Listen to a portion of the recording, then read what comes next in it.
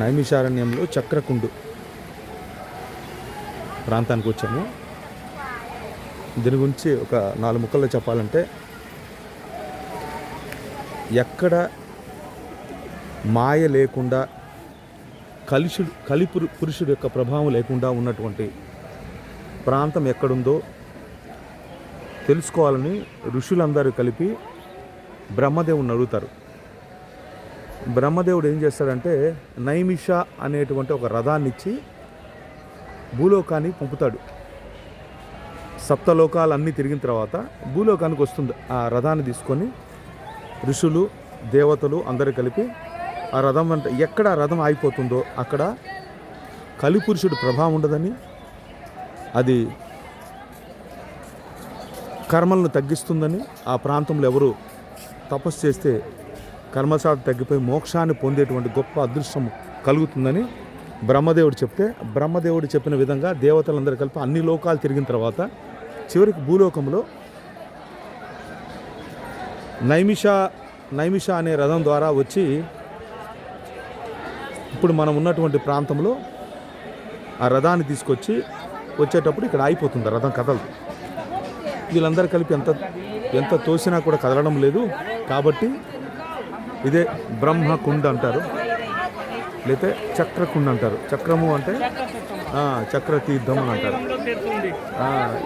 ఇక్కడ బ్రహ్మదేవుడి యొక్క రథము ఆగిపోయిన కారణంగా అప్పుడు ఎవరికి అర్థం కాకపోతే విష్ణుని పోయి అడుగుతారు, స్వామి ఇక్కడ రథం ఆగిపోయింది ఏంటి కారణం అంటే, అప్పుడు తన చక్రాన్ని పంపిస్తాడు. ఆ చక్రం కూడా ఎక్కడ పుణ్యలోకం ఉంది, ఎక్కడ కలిపురుషుడు ప్రభావం లేని తపస్సంపన్నమైన ప్లేస్ ఋషుల కోసం అని చెప్పి ఆ చక్రమే ఇక్కడికి వచ్చి పడుతుంది. అదే ఇప్పుడు మనం చూస్తుంది చక్రకుండని. అది భూమిలో చీల్చుకొని పోయి ఆ భూమి లోపలికి వెళ్ళి అక్కడి నుంచి నీళ్ళులాగా బయటికి ఇలా చూస్తున్నారు కదా, ఇలాగ వస్తుంది అన్నమాట. ఇది చక్రకుండ. ఇక్కడ కూడా గోమతి నది ఉంది. ఇక్కడ కూడా కొన్ని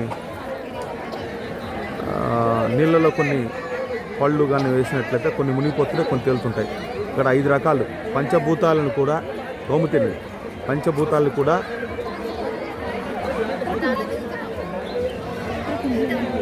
రుద్రకుండులో ఇలాగా పళ్ళు కానీ ఇవన్నీ వేసినట్లయితే అక్కడ కూడా కొన్ని మునుగుతుంటాయి, కొన్ని పైకి లేస్తుంటాయి. కారణం ఏంటంటే అక్కడ పంచభూతాలు కలిగినటువంటి శివశక్తి అక్కడ ఉన్నదని నమ్ముతారు.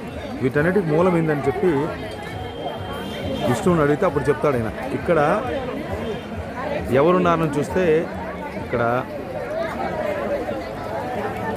12 చేతులతో లలితాదేవి ఇక్కడ ఉన్నదని ఆయన స్వామి చెప్తాడు. అందుకని ఇక్కడ లలితాదేవి యొక్క దేవాలయం కూడా ఉంది.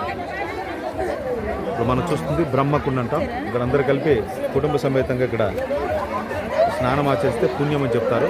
మేము కూడా ఇప్పుడు స్నానానికి రెడీగా అవుతున్నాం.